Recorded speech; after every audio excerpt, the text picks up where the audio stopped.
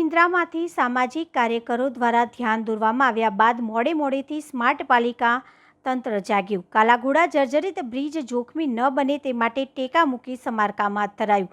વડોદરા શહેરના કાલાઘોડા નજીક આવેલા વિશ્વામિત્રી બ્રિજ એ 14મી સદીમાં તેનું નિર્માણ થયું હતું। ત્યારબાદ ગાયકવાડી શાસનમાં 2 વાર તેનું સુધારો અને સમારકામ કરવામાં આવ્યું હતું।